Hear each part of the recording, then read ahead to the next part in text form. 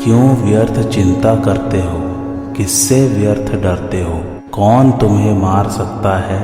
आत्मा न पैदा होती है न मरती है। जो हुआ वह अच्छा ही हुआ, जो हो रहा है वह अच्छा ही हो रहा है, जो होगा वह भी अच्छा ही होगा। तुम भूत का पश्चाताप न करो, भविष्य की चिंता न करो। वर्तमान चल रहा है, वर्तमान में रहकर जीवन जीना ही सार्थक है।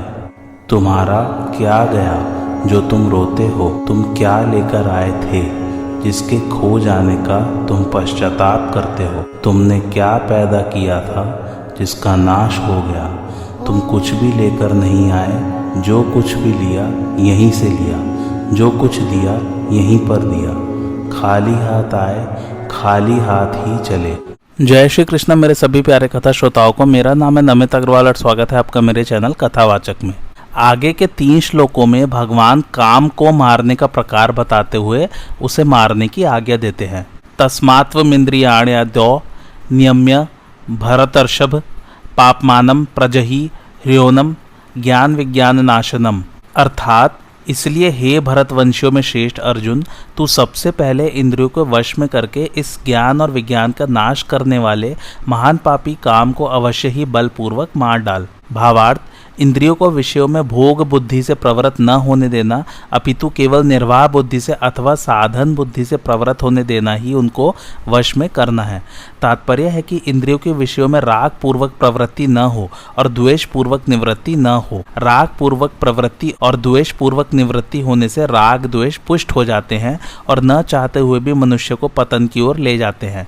इसलिए प्रवृत्ति और निवृत्ति अथवा कर्तव्य और अकर्तव्य को जानने के लिए शास्त्र ही प्रमाण है। शास्त्र के अनुसार कर्तव्य का पालन और अकर्तव्य का त्याग करने से इंद्रियां वश में हो जाती हैं। काम को मारने के लिए सबसे पहले इंद्रियों का नियमन करने के लिए कहने का कारण यह है कि जब तक मनुष्य इंद्रियों के वश में रहता है तब तक उसकी दृष्टि तत्व की ओर नहीं जाती और तत्व की ओर दृष्टि गए बिना अर्थात तत्व का अनुभव हुए बिना काम का सर्वथा नाश नहीं होता। मनुष्य की प्रवृत्ति इंद्रियों से ही होती है, इसलिए वह सबसे पहले इंद्रियों के विषयों में ही फंसता है, जिससे उसमें उन विषयों की कामना पैदा हो जाती है। कामना सहित कर्म करने से मनुष्य पूरी तरह इंद्रियों के वश में हो जाता है और इससे उसका पतन हो जाता है। परंतु जो मनुष्य इंद्रियों को वश में करके निष्काम भाव पूर्वक कर्तव्य कर्म करता है उसका शीघ्र ही उद्धार हो जाता है। विवेक और तत्व ज्ञान दोनों ही स्वतः सिद्ध है। तत्व ज्ञान का अनुभव तो सबको नहीं है, पर विवेक का अनुभव सभी को है। मनुष्य में यह विवेक विशेष रूप से है। पाप न करने की इच्छा विवेक के बिना नहीं होती, परंतु यह काम उस विवेक को ढक देता है और उसको जागृत नहीं होने देता। विवेक जागृत होने से मनुष्य भविष्य पर अर्थात परिणाम पर दृष्टि रखकर ही सब कार्य करता है, परंतु कामना से विवेक ढक जाने के कारण परिणाम की ओर दृष्टि ही नहीं जाती। परिणाम की तरफ दृष्टि न जाने से ही वह पाप करता है। इस प्रकार जिसका अनुभव सबको है उस विवेक को भी जब यह काम जागृत नहीं होने देता, तब जिसका अनुभव सबको नहीं है उस तत्व ज्ञान को तो जागृत होने ही कैसे देगा।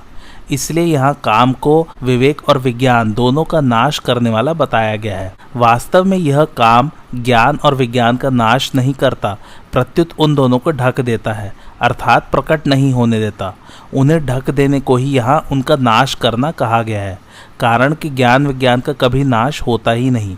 नाश तो वास्तव में काम का ही होता है। जिस प्रकार नेत्रों के सामने बादल आने पर बादलों ने सूर्य को ढक दिया ऐसा कहा जाता है, पर वास्तव में सूर्य नहीं ढका जाता, प्रत्युत नेत्र ढके जाते हैं। उसी प्रकार कामना ने ज्ञान विज्ञान को ढक दिया ऐसा कहा तो जाता है, पर वास्तव में ज्ञान विज्ञान ढके नहीं जाते, प्रत्युत बुद्धि ढकी जाती है। कामना संपूर्ण पापों की जड़ है, इसलिए कामना उत्पन्न होने से पाप होने की संभावना रहती है। आगे चलकर कामना मनुष्य के विवेक को ढककर उसे अंधा बना देती है, जिससे उसे पाप पुण्य का ज्ञान ही नहीं रहता और वह पापों में ही लग जाता है। इससे उसका महान पतन हो जाता है। इसलिए भगवान कामना को महापापी बताकर उसे अवश्य ही मार डालने की आज्ञा देते हैं। गृहस्थ जीवन ठीक नहीं, साधु हो जाए, एकांत में चले जाएं, ऐसा विचार करके मनुष्य कार्य को तो बदलना चाहता है, पर कारण कामना को नहीं छोड़ता, उसे छोड़ने का विचार ही नहीं करता।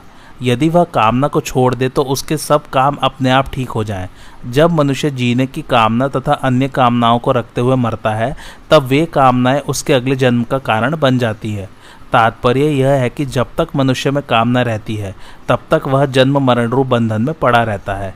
इस प्रकार बांधने के सिवाय कामना और कुछ काम नहीं आती। जब मनुष्य का जड़ पदार्थों की तरफ आकर्षण होता है तभी उनकी कामना उत्पन्न होती है। कामना उत्पन्न होते ही विवेक दृष्टि दब जाती है और इंद्रिय दृष्टि की प्रधानता हो जाती है। इंद्रियां मनुष्य को केवल शब्द आदि विषयों के सुख भोग में ही लगाती है। पशु पक्षियों की भी प्रवृत्ति इंद्रियों से मिलने वाले सुख तक ही रहती है, परंतु कामना से विवेक ढक जाने के कारण मनुष्य इंद्रिय जन्य सुख के लिए पदार्थों की कामना करने लगता है और फिर पदार्थों के लिए रुपयों की कामना करने लग जाता है। इतना ही नहीं, उसकी दृष्टि रुपयों से भी हटकर रुपयों की गिनती में हो जाती है। फिर वह रुपयों की गिनती बढ़ाने में ही लग जाता है। निर्वाह मात्र के रुपयों की अपेक्षा उनका संग्रह अधिक पतन करने वाला है और संग्रह की अपेक्षा भी रुपयों की गिनती महान पतन करने वाली है। गिनती बढ़ाने के लिए वह झूठ, कपट, धोखा, चोरी आदि पाप कर्मों को भी करने लग जाता है और गिनती बढ़ने पर उसमें अभिमान भी आ जाता है जो आसुरी संपत्ति का मूल है। इस प्रकार कामना के कारण मनुष्य महान पतन की ओर चला जाता है। इसलिए भगवान इस महान पापी काम का अच्छी तरह नाश करने की आज्ञा देते हैं। इंद्रियाणि पराण्याहुरीन्द्रियेभ्यः परम मनः मनसस्तु परा बुद्धेर्यो बुद्धे परतस्तु सह एवं बुद्धेः परम बुद्धवा संस्तभ्यात्मात्मना जहि शत्रुम महाबाहो काम रूपम दुरासदम। अर्थात इंद्रियों को स्थूल शरीर से पर कहते हैं। इंद्रियों से पर मन है, मन से भी पर बुद्धि है और जो बुद्धि से भी पर है वह काम है। इस तरह बुद्धि से पर काम को जानकर अपने द्वारा अपने आप को वश में करके हे महाबाहो तू इस काम रूप दुर्जय शत्रु को मार डाल। भावार्थ, शरीर अथवा विषयों से इंद्रियां पर है। तात्पर्य यह है कि इंद्रियों के द्वारा विषयों का ज्ञान होता है पर विषयों के द्वारा इंद्रियों का ज्ञान नहीं होता। इंद्रियां विषयों के बिना भी रहती है पर इंद्रियों के बिना विषयों की सत्ता सिद्ध नहीं होती। विषयों में यह सामर्थ्य नहीं कि वे इंद्रियों को प्रकाशित करें, प्रत्युत इंद्रियां विषयों को प्रकाशित करती है। इंद्रियां वही रहती है पर विषय बदलते रहते हैं। इंद्रियां व्यापक है और विषय व्याप्य है। अर्थात विषय इंद्रियों के अंतर्गत आते हैं पर इंद्रियां विषयों के अंतर्गत नहीं आती। विषयों की अपेक्षा इंद्रियां सूक्ष्म है, इसलिए विषयों की अपेक्षा इंद्रियां श्रेष्ठ, सबल, प्रकाशक, व्यापक और सूक्ष्म है। इंद्रियां मन को नहीं जानती पर मन सभी इंद्रियों को जानता है। इंद्रियों में भी प्रत्येक इंद्रिय अपने अपने विषय को ही जानती है, अन्य इंद्रियों के विषय को नहीं। जैसे कान केवल शब्द को जानते हैं पर स्पर्श, रूप, रस और गंध को नहीं जानते। त्वचा केवल स्पर्श को जानती है पर शब्द, रूप, रस और गंध को नहीं जानती। नेत्र केवल रूप को जानते हैं पर शब्द, स्पर्श, रस और गंध को नहीं जानते। रसना केवल रस को जानती है पर शब्द, स्पर्श, रूप और गंध को नहीं जानती। और नासिका केवल गंध को जानती है पर शब्द, स्पर्श, रूप और रस को नहीं जानती। परंतु मन पांचों ज्ञानेंद्रियों को तथा उनके विषयों को जानता है। इसलिए मन इंद्रियों से श्रेष्ठ, सबल, प्रकाशक, व्यापक और सूक्ष्म है। मन बुद्धि को नहीं जानता पर बुद्धि मन को जानती है। मन कैसा है, शांत है या व्याकुल, ठीक है या बेठीक इत्यादि बातों को बुद्धि जानती है। इंद्रियां ठीक काम करती है या नहीं, इसको भी बुद्धि जानती है। तात्पर्य है कि बुद्धि मन को तथा उसके संकल्पों को भी जानती है और इंद्रियों को तथा उनके विषयों को भी जानती है। इसलिए इंद्रियों से पर जो मन है उस मन से भी बुद्धि पर है। बुद्धि का स्वामी अहम है, इसलिए कहता है मेरी बुद्धि। बुद्धि करण है और अहम करता है। करण परतंत्र होता है पर कर्ता स्वतंत्र होता है। उस अहम में जो जड़ अंश है उसमें काम रहता है। जड़ अंश से तादात्म्य होने के कारण वह काम स्वरूप में रहता प्रतीत होता है। वास्तव में अहम में ही काम रहता है, क्योंकि वही भोगों की इच्छा करता है और सुख दुख का भोक्ता बनता है। भोक्ता, भोग और भोग्य इन तीनों में सजातीयता है। इनमें सजातीयता न हो तो भोक्ता में भोग्य की कामना या आकर्षण हो ही नहीं सकता। भोक्तापन का जो प्रकाशक है, जिसके प्रकाश में भोक्ता, भोग और भोग्य तीनों की सिद्धि होती है, उस परम प्रकाशक में काम नहीं है। अहम तक सब प्रकृति का अंश है।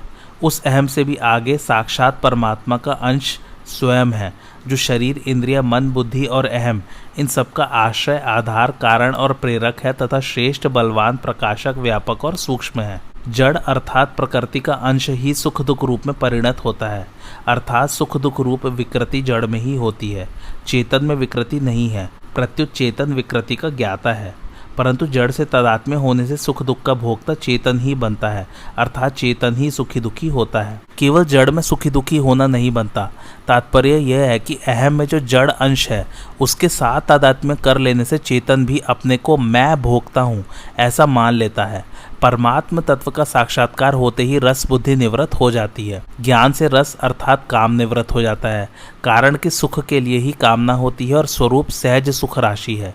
इसलिए परमात्म तत्व का साक्षात्कार होने से काम सर्वदा और सर्वथा मिट जाता है। स्थूल शरीर विषय है, इंद्रिया बहिकरण है और मन बुद्धि अंतःकरण है। स्थूल शरीर से इंद्रिया पर है तथा इंद्रियों से बुद्धि पर है। बुद्धि से भी पर अहम है जो करता है। उस अहम में काम अर्थात लौकिक इच्छा रहती है। अपनी सत्ता अर्थात अपना स्वरूप चेतन निर्विकार और सत्य चित्त आनंद रूप है। जब वह जड़ के साथ तादात्म्य कर लेता है तब अहम उत्पन्न होता है और स्वरूप कर्ता बन जाता है। इस प्रकार कर्ता में एक जड़ अंश होता है और एक चेतन अंश। जड़ अंश की मुख्यता से संसार की तरफ और चेतन अंश की मुख्यता से परमात्मा की तरफ आकर्षण होता है। जड़ चेतन के तादात्म्य और आकर्षण को समझने के लिए एक दृष्टांत दिया जाता है। चार कोनों वाले किसी लोहे का अग्नि से तादात्म्य अर्थात संबंध होने पर लोहे में जलाने की शक्ति न होने पर भी वह जलाने वाला हो जाता है, और अग्नि चार कोनों वाली न होने पर भी चार कोनों वाली हो जाती है। अग्नि से तादात्म्य होने पर भी चुंबक की ओर लोहा ही आकर्षित होता है, अग्नि नहीं, क्योंकि चुंबक के साथ लोहे की सजातीयता है। अग्नि अपने सजातीय निराकार अग्नि तत्व की ओर ही आकर्षित होती है, इसलिए वह स्वतः शांत हो जाती है। इसी प्रकार जड़ और चेतन के तादात्म्य में जड़ अंश संसार की ओर एवं चेतन अंश परमात्मा की ओर आकर्षित होता है। चेतन अंश के परमात्मा की ओर आकृष्ट होने पर जड़ अंश छूट जाता है, क्योंकि जड़ अनित्य है। परंतु जड़ अंश के संसार की ओर आकृष्ट होने पर भी चेतन अंश नहीं छूटता, क्योंकि चेतन नित्य है। तात्पर्य यह है कि उसमें जड़ अंश की प्रधानता से संसार की इच्छाएं रहती हैं और चेतन अंश की प्रधानता से परमात्मा की इच्छा रहती है।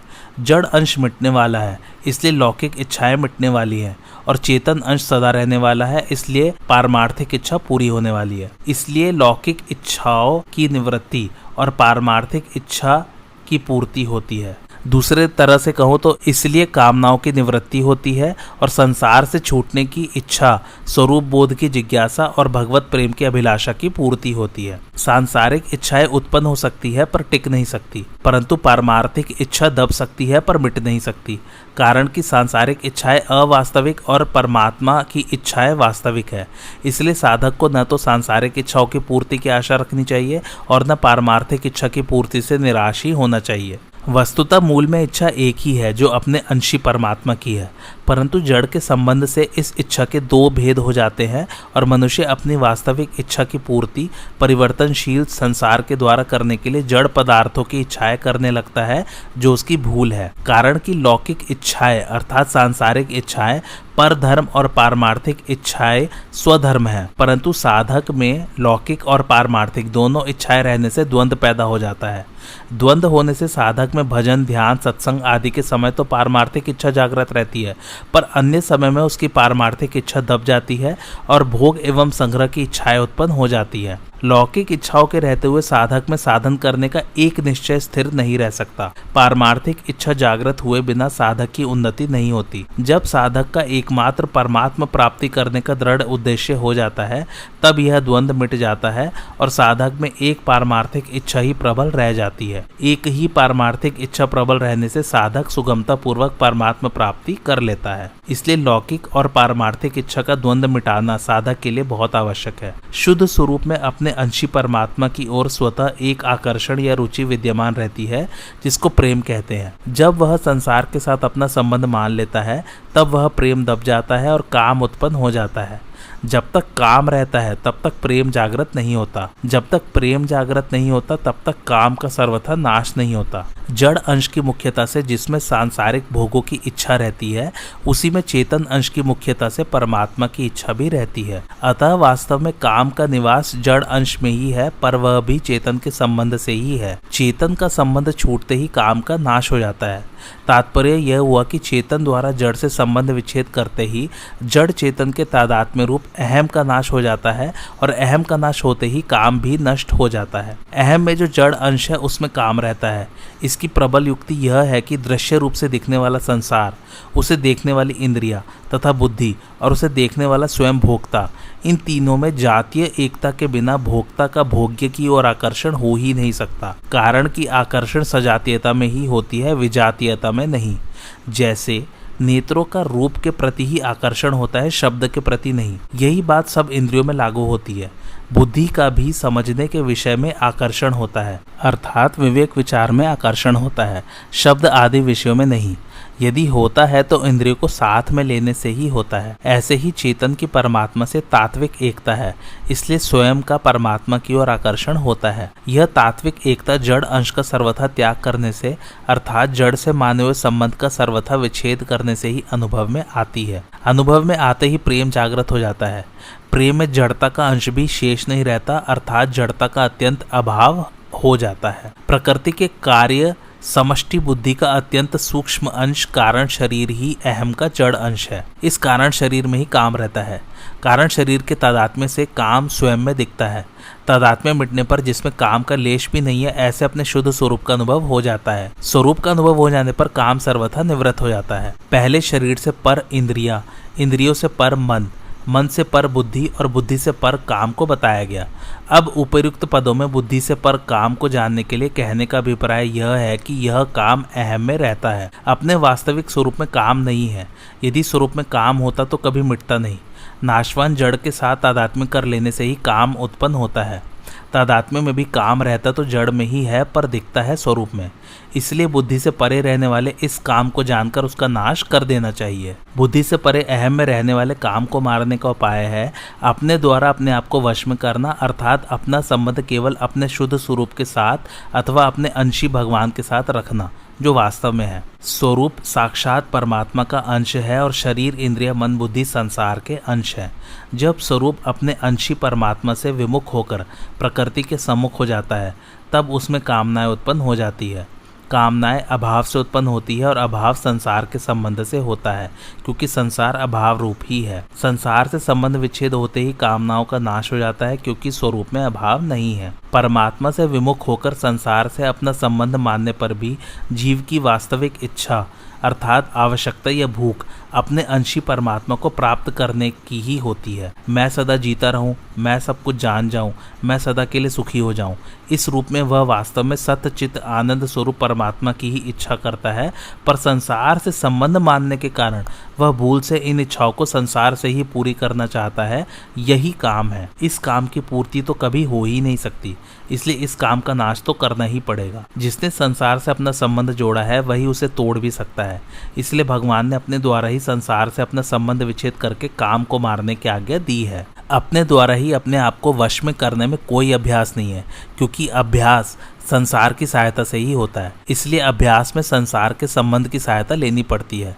वास्तव में अपने स्वरूप में स्थिति अथवा परमात्मा की प्राप्ति संसार की सहायता से नहीं होती, प्रत्युत संसार के त्याग से अपने आप से होती है। जब चेतन अपना संबंध जड़ के साथ मान लेता है, तब उसमें भोग की भी इच्छा होती है और परमात्मा की भी। जड़ से संबंध मानने पर जीव से यही भूल होती है कि वह सत्य चित्त आनंद स्वरूप परमात्मा की इच्छा, अभिलाषा को संसार से ही पूरी करने के लिए सांसारिक पदार्थों की इच्छा करने लगता है। परिणाम स्वरूप उसकी ये दोनों ही इच्छाएं कभी मिटती नहीं। संसार को जानने के लिए संसार से अलग होना और परमात्मा को जानने के लिए परमात्मा से अभिन्न होना आवश्यक है, क्योंकि वास्तव में स्वयं की संसार से भिन्नता और परमात्मा से अभिन्नता है। परंतु संसार की इच्छा करने से स्वयं संसार से अपनी अभिन्नता या समीपता मान लेता है, जो कभी संभव नहीं, और परमात्मा की इच्छा करने से स्वयं परमात्मा से अपनी भिन्नता या दूरी मान लेता है, पर इसकी संभावना ही नहीं। हाँ, सांसारिक इच्छाओं को मिटाने के लिए पारमार्थिक इच्छा करना बहुत उपयोगी है।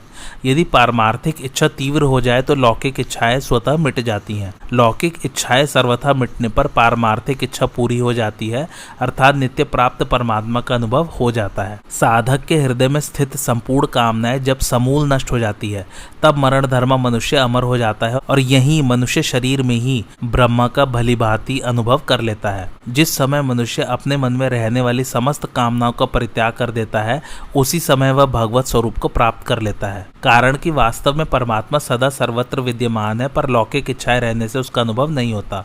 संसार से संबंध रखते हुए काम का नाश करना बहुत कठिन है। यह काम बड़े बड़ों के भी विवेक को ढककर उन्हें कर्तव्य से च्युत कर देता है, जिससे उनका पतन हो जाता है। इसलिए भगवान ने इसे दुर्जय शत्रु कहा है। काम को दुर्जय शत्रु कहने का तात्पर्य इससे अधिक सावधान रहने में है, इसे दुर्जय समझकर निराश होने में नहीं। प्रत्येक कामना की उत्पत्ति, पूर्ति, अपूर्ति और निवृत्ति होती है।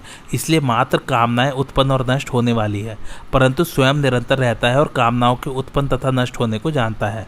अतः कामनाओं से वह सुगमता पूर्वक संबंध विच्छेद कर सकता है, क्योंकि वास्तव में संबंध है ही नहीं। इसलिए साधक को कामनाओं से कभी घबराना नहीं चाहिए।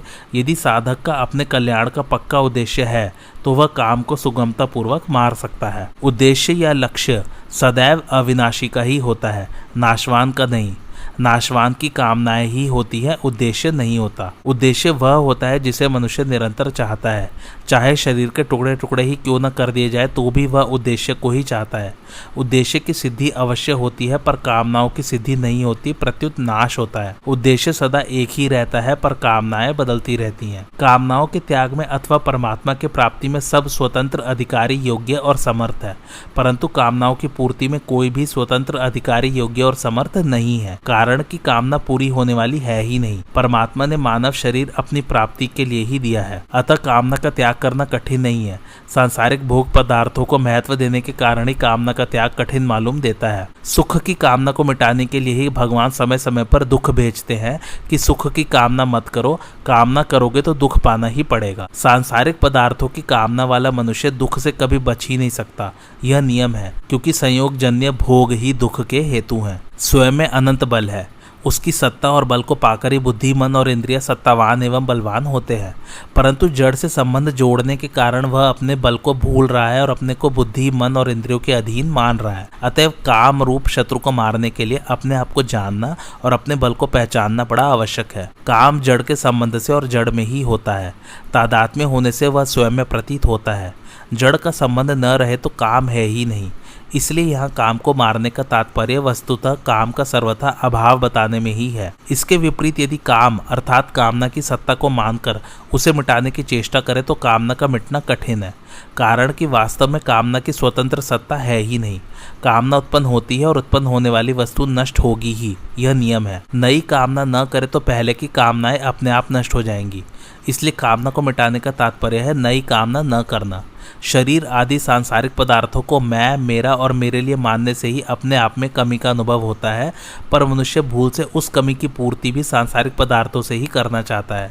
इसलिए वह उन पदार्थों की कामना करता है, परंतु वास्तव में आज तक सांसारिक पदार्थों से किसी की भी कमी की पूर्ति नहीं हुई, होगी नहीं और हो सकती भी नहीं। कारण कि स्वयं अविनाशी है और पदार्थ नाशवान है। स्वयं अविनाशी होकर भी नाशवान की कामना करने से लाभ तो कोई होता नहीं और हानि कोई सी भी बाकी रहती नहीं। इसलिए भगवान कामना को शत्रु बताते हुए उसे मार डालने की आज्ञा देते हैं। कर्मयोग के द्वारा इस कामना का नाश सुगमता से हो जाता है। कारण कि कर्मयोग का साधक संसार की छोटी से छोटी अथवा बड़ी से बड़ी प्रत्येक क्रिया परमात्मा प्राप्ति का उद्देश्य रखकर दूसरों के लिए ही करता है, कामना की पूर्ति के लिए नहीं। वह प्रत्येक क्रिया निष्काम भाव से एवं दूसरों के हित और सुख के लिए ही करता है, अपने लिए कभी कुछ नहीं करता। उसके पास जो समय, समझ, सामग्री और सामर्थ्य है वह सब अपनी नहीं है, प्रत्युत मिली हुई है और बिछुड़ जाएगी। इसलिए वह उसे अपनी कभी न मानकर निस्वार्थ भाव से संसार की ही सेवा में लगा देता है। उसे पूरी की पूरी संसार की सेवा में लगा देता है, अपने पास बचाकर नहीं रखता। अपना न मानने से ही वह पूरी की पूरी सेवा में लगती है, अन्यथा नहीं। कर्मयोगी अपने लिए कुछ करता ही नहीं, अपने लिए कुछ चाहता ही नहीं और अपना कुछ मानता ही नहीं। इसलिए उसमें कामनाओं का नाश सुगमता पूर्वक हो जाता है। कामनाओं का सर्वथा नाश होने पर उसके उद्देश्य की पूर्ति हो जाती है और वह अपने आप में ही अपने आप को पाकर कृतकृत्य, ज्ञात ज्ञातव्य और प्राप्त प्राप्तव्य हो जाता है। अर्थात उसके लिए कुछ भी करना, जानना और पाना शेष नहीं रहता। भगवान ने इंद्रिया, मन और बुद्धि का नाम तो लिया है, पर अहम का नाम नहीं लिया। अहम बुद्धि से परे है। जब तक स्वरूप का साक्षात्कार नहीं होता तब तक अहम में काम रहता है। स्वरूप का साक्षात्कार होने पर अहम में काम नहीं रहता। सुख तो है स्वरूप में, पर काम के कारण मनुष्य जड़ता को सत्ता और महत्ता देकर उससे सुख चाहता है। जब तक जड़ता का संबंध है तब तक काम है। जड़ता से सर्वथा संबंध विच्छेद होने पर प्रेम होता है। काम अपने में है, अपने में होने से ही काम हमारे लिए बाधक होता है। अगर यह अपने में न हो, दूसरे में हो, तो हमारे को क्या बाधा लगी। अपने में काम होने से ही स्वयं सुखी दुखी होता है, कर्ता भोक्ता होता है। वास्तविक दृष्टि से देखा जाए तो काम अपने में माना हुआ है, अपने में है नहीं, तभी यह मिटता है। अतः काम अपने में नहीं है पर माना हुआ है। अहम में रहने वाली चीज को मनुष्य अपने में मान लेता है। अपने में अहम माना हुआ है और उस अहम में काम रहता है। अतः जब तक अहम है तब तक अहम की जाति का आकर्षण अर्थात काम होता है, और जब अहम नहीं रहता तब स्वयं की जाति का आकर्षण अर्थात प्रेम होता है। काम में संसार की तरफ और प्रेम में परमात्मा की तरफ आकर्षण होता है। संपूर्ण त्रिलोकी अनंत ब्रह्मांड विषय है। विषय इंद्रियों के एक देश में है, इंद्रिय मन के एक देश में है, मन बुद्धि के एक देश में है, बुद्धि अहम के एक देश में है और अहम चेतन के एक देश में है। अतः चेतन अत्यंत महान है, जिसके अंतर्गत संपूर्ण त्रिलोकी अनंत ब्रह्मांड विद्यमान है।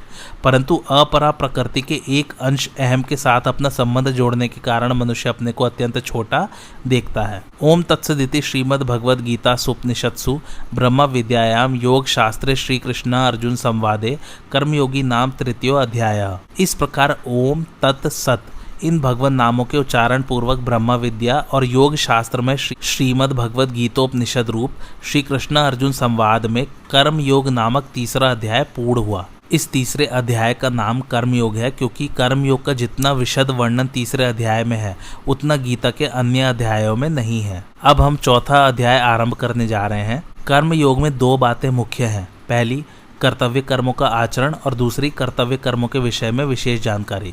अर्जुन कर्मों का स्वरूप से त्याग करना चाहते हैं, इसलिए तीसरे अध्याय के आरंभ में भगवान से कहते हैं कि आप मुझे घोर कर्म में क्यों लगाते हैं। अतः तीसरे अध्याय में तो भगवान अनेक प्रकार से कर्तव्य कर्मों के आचरण की आवश्यकता पर विशेष जोर देते हैं और साथ ही कर्मयोग को समझने की तात्विक बातें भी कहते हैं।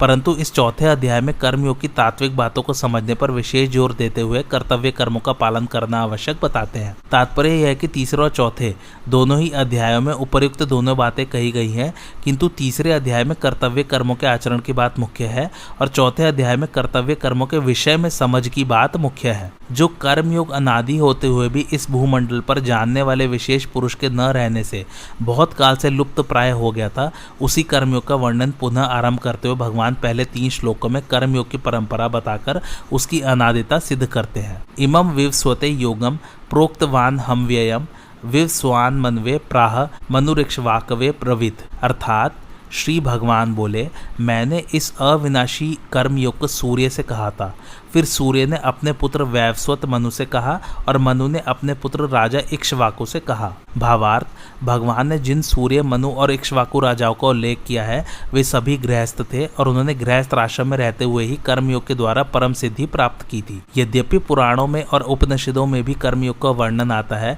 तथापि वह गीता में वर्णित कर्मयोग के समान सांगोपांग और विस्तृत नहीं है। गीता में भगवान ने विविध युक्तियों से कर्मयोग का सरल और सांगोपांग विवेचन किया है। कर्मयोग का इतना विशद वर्णन पुराणों और उपनिषदों में देखने में नहीं आता। भगवान नित्य है और उनका अंश जीवात्मा भी नित्य है तथा भगवान के साथ जीव का संबंध भी नित्य है। अतः भगवत प्राप्ति के सब मार्ग, योग मार्ग, ज्ञान मार्ग, भक्ति मार्ग आदि भी नित्य है। परमात्मा के साथ जीव का स्वतः सिद्ध संबंध नित्य योग है। जैसे पतिव्रता स्त्री को पति की होने के लिए करना कुछ नहीं पड़ता क्योंकि वह पति की तो है ही, ऐसे ही साधक को परमात्मा का होने के लिए कुछ करना नहीं है, वह तो परमात्मा का है ही। परंतु अनित्य क्रिया, पदार्थ, घटना आदि के साथ जब वह अपना संबंध मान लेता है तब उसे नित्य योग अर्थात परमात्मा के साथ अपने नित्य संबंध का अनुभव नहीं होता। अतः उस अनित्य के साथ माने हुए संबंध को मिटाने के लिए कर्मयोगी शरीर, इंद्रिय, मन, बुद्धि आदि मिली हुई समस्त वस्तुओं को संसार की ही मानकर संसार की सेवा में लगा देता है। वह मानता है कि जैसे धूल का छोटा से छोटा कण भी विशाल पृथ्वी का ही एक अंश है, ऐसे ही यह शरीर भी विशाल ब्रह्मांड का ही एक अंश है। ऐसा मानने से कर्म तो संसार के लिए होंगे पर योग अपने लिए होगा अर्थात नित्य योग का अनुभव हो जाएगा। भगवान साधकों को मानव यह लक्ष्य कराते हैं कि जैसे सूर्य सदा चलते ही रहते हैं अर्थात कर्म करते ही रहते हैं और सबको प्रकाशित करने पर भी स्वयं निर्लिप्त रहते हैं, ऐसे ही साधकों को भी प्राप्त परिस्थिति के अनुसार अपने कर्तव्य कर्मों का पालन स्वयं करते रहना चाहिए और दूसरों को भी कर्मयोग की शिक्षा देकर लोक संग्रह करते रहना चाहिए, पर स्वयं उनसे निर्लिप्त रहना चाहिए। सृष्टि में सूर्य सबके आदि हैं। सृष्टि की रचना के समय भी सूर्य जैसे पूर्व कल्प में थे वैसे ही प्रकट हुए। उन सूर्य को भगवान ने अविनाशी कर्मयोग का उपदेश दिया। इससे सिद्ध हुआ कि भगवान सबके आदि गुरु हैं और साथ ही कर्मयोग भी अनादि है। भगवान अर्जुन से मानो यह कहते हैं कि मैं तुम्हें जो कर्मयोग की बात बता रहा हूँ वह कोई आज की नई बात नहीं है। जो योग सृष्टि के आदि से अर्थात सदा से है, उसी योग की बात मैं तुम्हें बता रहा हूँ। यहाँ प्रश्न उठता है, भगवान ने सृष्टि के आदि काल में सूर्य को कर्म योग का उपदेश क्यों दिया? इसका उत्तर यह है कि पहला, सृष्टि के आरंभ में भगवान ने सूर्य को ही कर्मयोग का वास्तविक अधिकारी जानकर उन्हें सर्वप्रथम इस योग का उपदेश दिया। दूसरा, सृष्टि में जो सर्वप्रथम उत्पन्न होता है उसे ही उपदेश दिया जाता है। जैसे ब्रह्मा जी ने सृष्टि के आदि में प्रजाओं को उपदेश दिया। उपदेश देने का तात्पर्य है कर्तव्य का ज्ञान कराना। सृष्टि में सर्वप्रथम सूर्य की उत्पत्ति हुई, फिर सूर्य से समस्त लोक उत्पन्न हुए। सबको उत्पन्न करने वाले सूर्य को सर्वप्रथम कर्मयोग को उपदेश देने का अभिप्राय उनसे उत्पन्न संपूर्ण सृष्टि को परंपरा से कर्मयोग सुलभ करा देना था। शास्त्रों में सूर्य को सविता कहा गया है, जिसका अर्थ है उत्पन्न करने वाला। पाश्चात्य विज्ञान भी सूर्य को संपूर्ण सृष्टि का कारण मानता है। तीसरा, सूर्य संपूर्ण जगत के नेत्र हैं, उनसे ही सबको ज्ञान प्राप्त होता है एवं उनके उदित होने पर प्रायः समस्त प्राणी जागृत हो जाते हैं और अपने अपने कर्मों में लग जाते हैं। सूर्य से ही मनुष्यों में कर्तव्य परायणता आती है। सूर्य को संपूर्ण जगत की आत्मा भी कहा गया है। महाभारत में सूर्य के प्रति कहा गया है, सूर्यदेव आप संपूर्ण जगत के नेत्र तथा समस्त प्राणियों की आत्मा है। आप ही सब जीवों के उत्पत्ति स्थान और कर्मानुष्ठान में लगे हुए पुरुषों के सदाचार हैं। संपूर्ण सांख्य योगियों के प्राप्तव्य स्थान भी आप ही हैं। आप ही सब कर्मयोगियों के आश्रय है। आप ही मोक्ष के उन्मुक्त द्वार है और आप ही मुमुक्षुओं की गति है। आप ही संपूर्ण जगत को धारण करते हैं। आपसे ही यह लोक प्रकाशित होता है। आप ही इसे पवित्र करते हैं और आपके ही द्वारा निस्वार्थ भाव से इसका पालन किया जाता है। अतः सूर्य को जो उपदेश प्राप्त होगा वह संपूर्ण प्राणियों को भी स्वतः प्राप्त हो जाएगा। इसलिए भगवान ने सर्वप्रथम सूर्य को ही उपदेश दिया। वास्तव में नारायण के रूप में उपदेश देना और सूर्य के रूप में उपदेश ग्रहण करना जगन नाट्य सूत्रधार भगवान की एक लीला ही समझनी चाहिए, जो संसार के हित के लिए बहुत आवश्यक थी। जिस प्रकार अर्जुन महान ज्ञानी नर ऋषि के अवतार थे, परंतु लोक संग्रह के लिए उन्हें भी उपदेश लेने की आवश्यकता हुई, ठीक उसी प्रकार भगवान ने स्वयं ज्ञान स्वरूप सूर्य को उपदेश दिया, जिसके फलस्वरूप संसार का महान उपकार हुआ, हो रहा है और होता रहेगा। कर्मयोग गृहस्थों की खास विद्या है। ब्रह्मचार्य, गृहस्थ, वानप्रस्थ और संन्यास, इन चारों आश्रमों में गृहस्थ आश्रम ही मुख्य है, क्योंकि गृहस्थ आश्रम से ही अन्य आश्रम बनते और पलते हैं। मनुष्य गृहस्थ आश्रम में रहते हुए अपने कर्तव्य कर्मों का पालन करके सुगमता पूर्वक परमात्मा प्राप्ति कर सकता है। उसे परमात्मा प्राप्ति के लिए आश्रम बदलने की जरूरत नहीं है।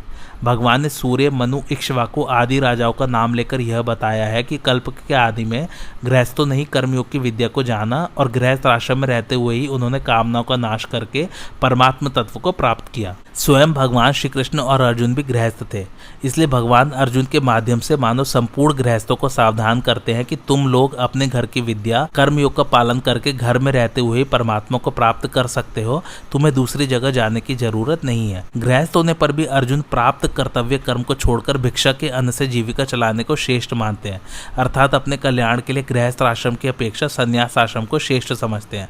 इसलिए उपर्युक्त पदों से भगवान मानो यह बताते हैं कि तुम भी राजघराने के श्रेष्ठ गृहस्थ हो। कर्मयोग तुम्हारे घर की खास विद्या है, इसलिए इसी का पालन करना तुम्हारे लिए श्रेयस्कर है। सन्यासी के द्वारा जो परमात्मा तत्व प्राप्त किया जाता है, वही तत्व कर्मयोगी गृहस्थ आश्रम में रहकर भी स्वाधीनता पूर्वक प्राप्त कर सकता है। अतः कर्मयोग गृहस्थों की तो मुख्य विद्या है, पर संन्यास आदि अन्य आश्रम वाले भी इसका पालन करके परमात्मा तत्व को प्राप्त कर सकते हैं। प्राप्त परिस्थिति का सदुपयोग ही कर्मयोग है। अतः कर्मयोग का पालन किसी भी वर्ण, आश्रम, संप्रदाय, देश, काल आदि में किया जा सकता है। किसी विद्या में श्रेष्ठ और प्रभावशाली पुरुषों का नाम लेने से उस विद्या की महिमा प्रकट होती है, जिससे दूसरे लोग भी वैसा करने के लिए उत्साहित होते हैं। जिन लोगों के हृदय में सांसारिक पदार्थों का महत्व है, उन पर ऐश्वर्यशाली राजाओं का अधिक प्रभाव पड़ता है। इसलिए भगवान सृष्टि के आदि में होने वाले सूर्य का तथा मनु आदि प्रभावशाली राजाओं के नाम लेकर कर्मयोग का पालन करने की प्रेरणा करते हैं। आज की कथा यही समाप्त होती। कैसी लगी आप लोगों को मेरी कथा, मुझे कमेंट करके जरूर बताइए और मेरे चैनल कथावाचक को लाइक, शेयर और सब्सक्राइब जरूर कीजिए। Thanks for watching. धन्यवाद।